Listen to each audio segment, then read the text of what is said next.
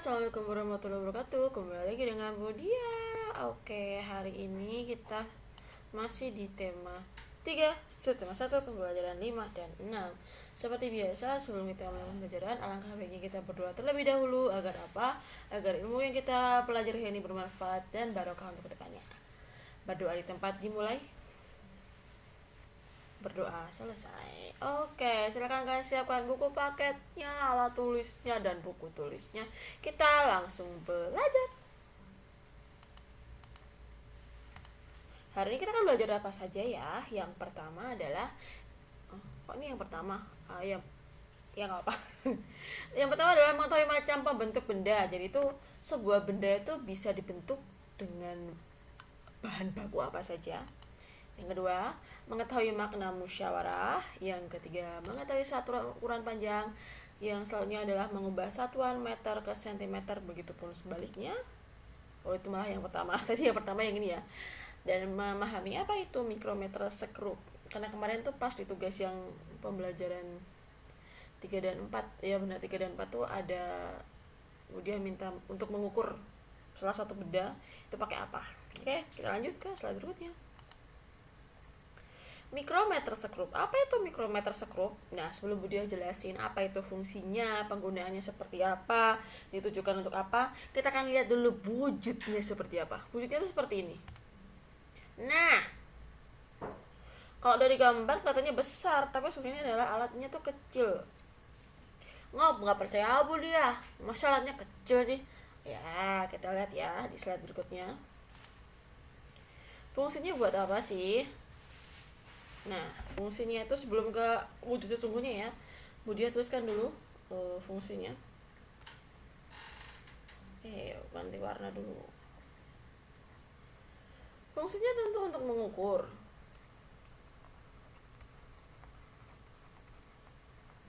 Tapi ukurannya lebih spesifik, dengan ukuran lebih spesifik. Lebih spesifik atau lebih rinci. Maksudnya nggak cuman 1 cm, ini kan hanya satu angka toh, bukan berarti 2 angka tuh angkanya seperti ini tuh, tidak, tapi misalnya 1, misalnya 55 mm misalnya seperti itu. Kemudian yang ketiga adalah biasanya untuk mengukur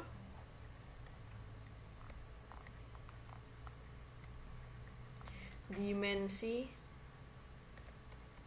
tebal yang sangat tipis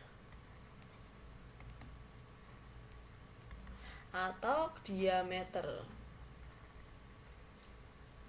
Kalau diameter tuh berarti berkaitan dengan bola ya, tapi yang ukurannya juga yang kecil, yang ukurannya kecil. Oke, ini sudah paham ya fungsinya untuk apa? Sama-sama untuk alat ukur, tapi lebih spesifik, lebih rinci. Nah, sekarang kita lanjut ke slide berikutnya.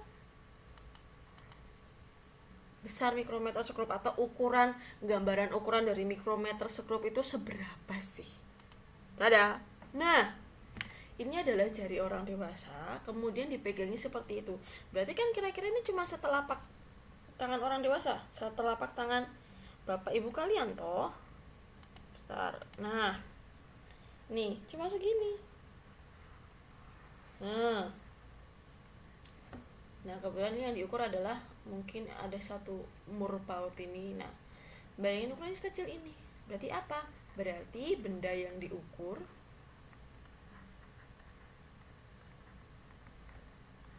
cenderung kecil.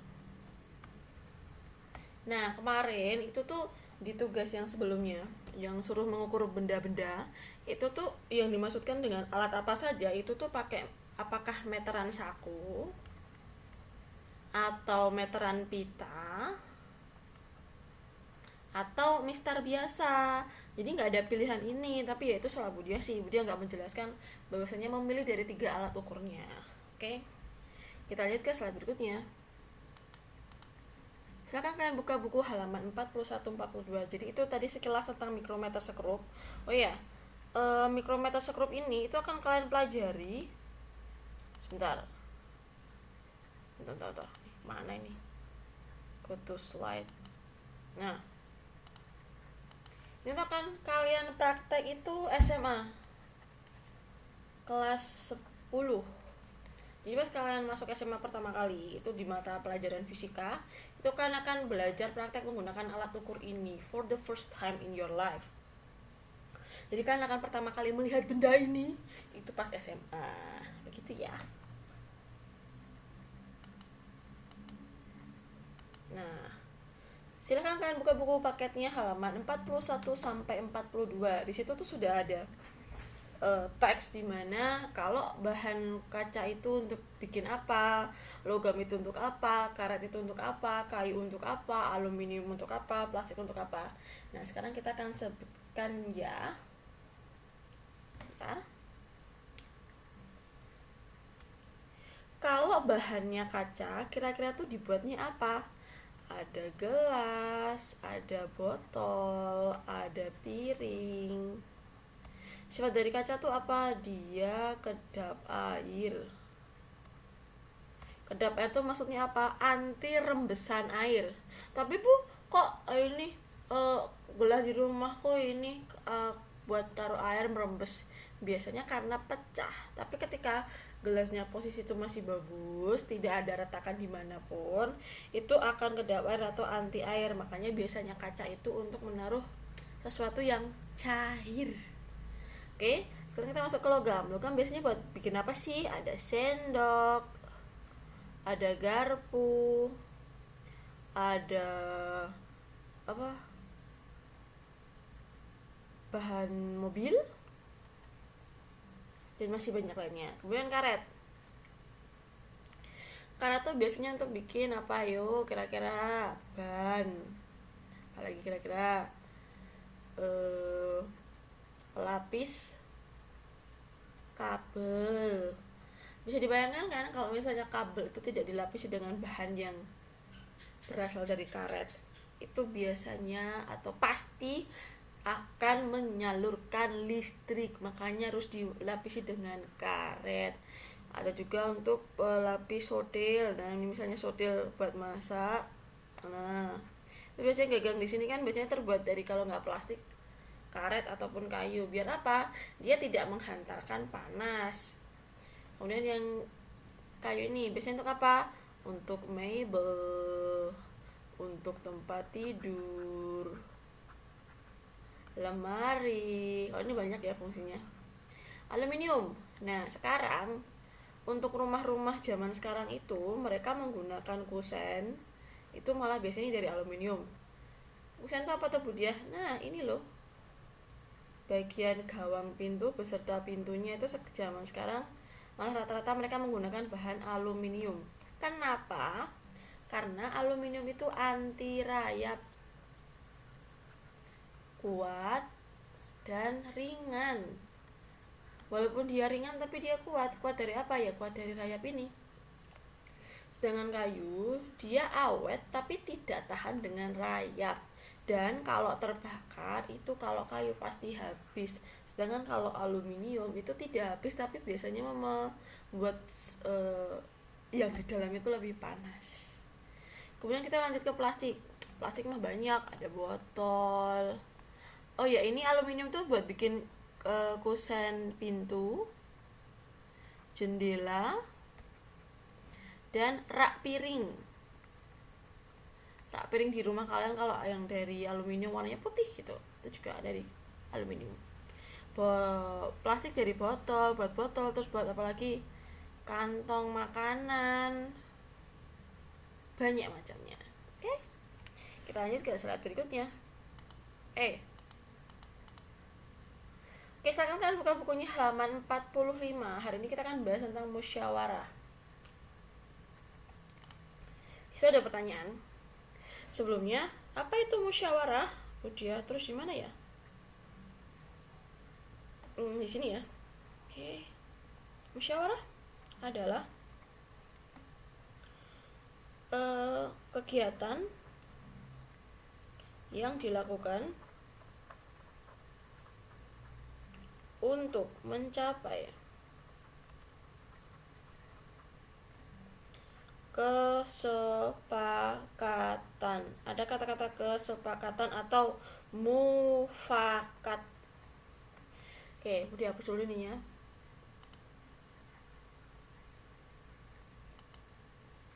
Pertanyaan pertama di halaman 45. Apakah setiap anak boleh memberikan pendapatnya saat musyawarah? Jadi misalnya nih, kita tuh diskusi atau musyawarah mau piknik kemana. Ini misalnya ceritanya sebelum corona ya. Mau piknik kemana nih? Kemana hari Minggu? Misalnya ada 6 orang, ada 6 anak. Dia bentar. Kok agak kurang realistis. Nah, ada 6 anak diskusi. 5 deh, 5. Nah, apakah setiap anak boleh memberikan pendapatnya saat musyawarah? Boleh. Jadi misalnya kalian musyawarah dengan teman kalian, setiap anak tuh boleh memberikan pendapat atau tidak? Boleh, daripada kalian mendem. Misalnya nanti setelah selesai rapat atau setelah selesai musyawarah kalian bilang, Bang Ani ngono ya caranya mending kayak gini daripada kayak gitu kan tadi kita mending bikinnya ke sini. Nah, daripada ada sesuatu yang mengganjal, mending kalian sampaikan pada saat musyawarah. Jadi jawabannya apa? Bentar. Boleh. Jawabannya boleh. Nomor 2. Mengapa kita harus memberikan pendapat saat bermusyawarah? Agar apa? Agar ide atau gagasan setiap individu, setiap orang, setiap anak yang melakukan musyawarah, individu tersampaikan. Jadi nggak boleh yang namanya ketika kita musyawarah itu ada unek-unek, ada pikiran yang belum tersampaikan pas rapat. Ngerti aku mau ngomong ini. Nah, jangan sampai. Makanya ketika musyawarah itu wajib yang namanya memberikan pendapat. Pendapatnya itu nggak harus bagus, tapi setidaknya kalian tuh apa yang kalian jadi unek-unek kalian itu tersampaikan. Yang ketiga, apa yang terjadi jika hanya ada 1-2 orang yang memberikan pendapat? Ya nggak apa-apa, tidak apa-apa, asalkan harus ada persetujuan benar.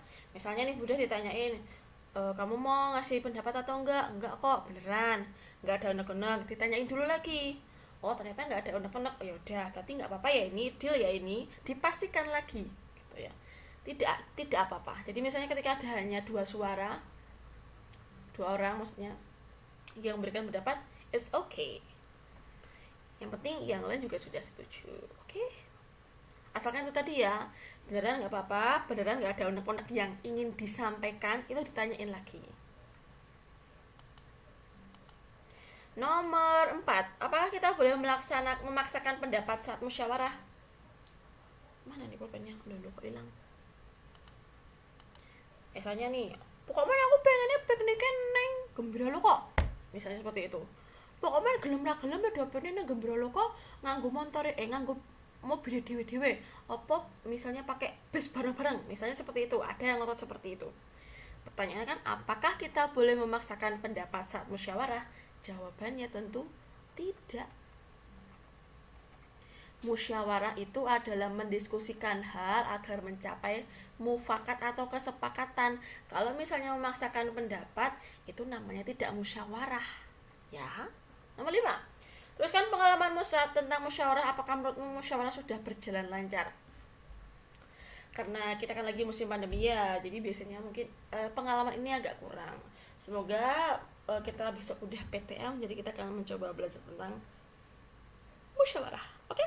Next.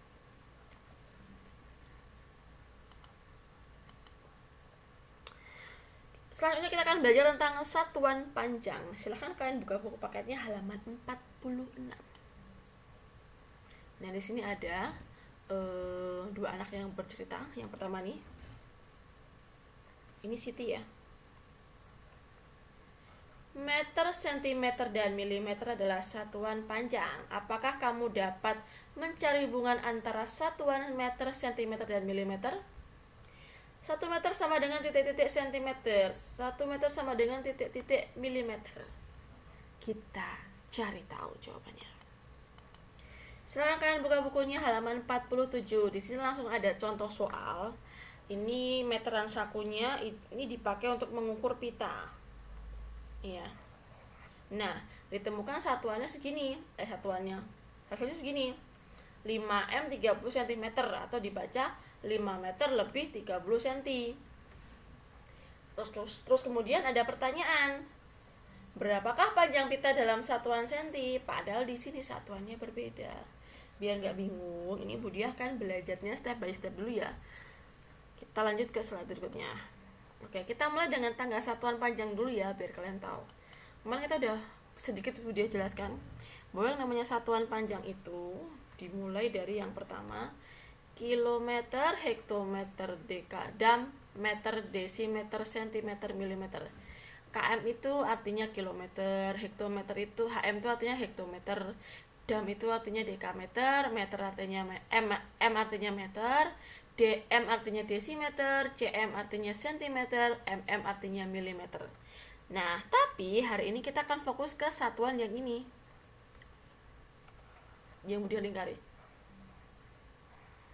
Nah, meter, sentimeter, dan milimeter. Tadi di slide berikutnya, sebelumnya kok berikutnya tuh. Nah, di sini ada tulisan nih. Ada tulisan seperti ini. Bentar. Kalau turun ping 10 naik dibagi 10. Ini maksudnya apa, Bu Dia? Oke. Ingat ya, kita kan belajar ini dulu. Contohnya gini. Misalnya ada satuan atau angka 1 meter, mau kita ubah ke sentimeter. Nah, kita lihat dulu tangga satuannya. Meter kan di atas. Jadi, kalau mau kita pindahkan ke sini, ke sentimeter, tangga sentimeter itu, setiap turun satu anak tangga, itu kita kalikan 10. Turun 2 tangga, berarti kita kalikan 10 lagi. Berarti kita kalikan kali 10 kali 10. Berarti kali berapa? Kali 100. Oke, berarti turun 2 tangga ya ini, walaupun tadi nggak ada kata-kata desimeter di sini, kalian biar tahu oh ternyata kenapa bisa jadi 100 cm itu karena di sini ada satuan desimeter dulu ya. Sekarang kita ubah 1 meter ke sentimeter. Ingat, 1 tangga dikali 10, berarti 1 kali 10 berapa hasilnya? 10. Kemudian turun 1 lagi kali 10 lagi, jadinya berapa? 100. Nah, lagi Bu dihapus dulu yang atas.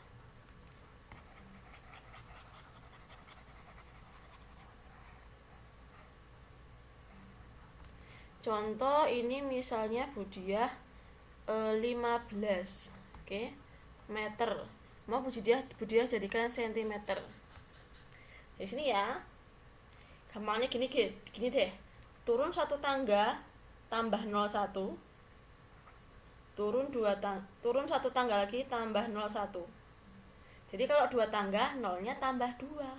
Nah, kita taruh ini 15, ditulis dulu 15, nolnya tambah 2, 1, 2. Sekarang angka satuannya adalah angkanya 3 gitu ya, 3 ya. Saya mau dihapus dulu. Oke, ini 3 meter sama 3 meter. Ubah ke sentimeter.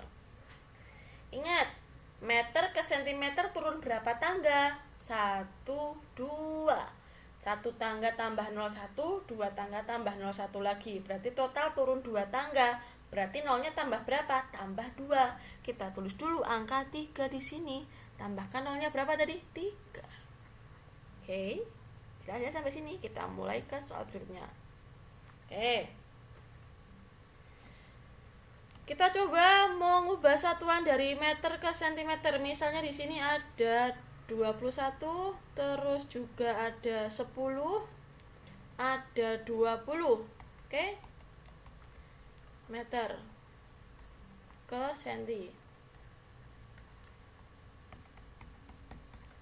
Jadi meter, dekameter, sentimeter, milimeter. Ini ya anak tangganya. Belum hafal juga nggak apa-apa, tapi yang tahu, yang jelas paham konsepnya. Oke? Meter ke sentimeter turun berapa tangga? Turun 2 tangga Bu Diah, berarti 1, 2. Kalau turun 2 tangga berarti nolnya tambah berapa? Tambah 2. Kita tulis dulu 21, angka 21, 21. Nolnya ditambahkan, nolnya tadi berapa? 2. Tambah 2. Nah, sekarang 10. 10 ke cm juga ditambahkan nolnya 2. Gampang ini. 10 tambah nolnya 2, 1, 2. Jadinya berapa? 1000 cm. Kemudian 20 meter diubah ke cm. Tulis dulu 20. Ingat ya, meter ke cm turun 2 tangga, berarti tambah nolnya 2. Selesai. Nah, sekarang kita masuk ke kalau misalnya dari cm diubah ke meter. Kita tulis lagi anak tangganya, meter, desimeter, sentimeter, milimeter. Meter, desimeter, sentimeter, milimeter. Oke, kalau naik 0 dikurangi 0 kurangi 1. Naik 1 tangga 0 kurangi 1. Misalnya 4000. Enggak ding, 400 lah. 400 cm ku dijadikan titik-titik meter. Oke, centimeter ke meter itu naik berapa tangga? 1, 2. Berarti naik 2 tangga, nolnya dikurangi 2. Ini per ini ya, 1 tangga. 1 tangga 0 kurangi 1. Oke, karena ini 2 tangga, nolnya kurangi 2. Berarti kita coret. Seret. Di sini hasilnya jadi berapa? 4 meter. Gampang toh? Sekarang kita lanjut ke angka yang lebih besar, misalnya 8000 cm. Jadikan ke meter. Ingat, centimeter ke meter itu naik berapa tangga? Naik 2 tangga. Berarti nolnya dikurangi berapa kalau 2 tangga? Nolnya dikurangi 2. Kita coret dari belakang, jangan dari depan ya. 1, 2. Oh, sisa ini. Berarti terusnya adalah 80. Kalau misalnya 1200 cm sama dengan titik-titik meter. Kira-kira ini hasilnya berapa? Ingat, cm ke meter itu naik 2 tangga. Berarti nolnya juga dikurangi 2. Jadinya berapa? Jadinya adalah 12 meter. Sampai sini ada yang belum paham? Semoga sudah paham. Ini Budi ada latihan sedikit. Silahkan dikerjakan. Latihannya ada 10. Yang pertama adalah ubahlah dari satuan meter ke cm. Yang kedua adalah ubahlah dari satuan cm ke meter. Soalnya ada 10. Selamat mengerjakan. Budi akhir dengan wassalamualaikum warahmatullahi wabarakatuh. See you on my next video. Bye.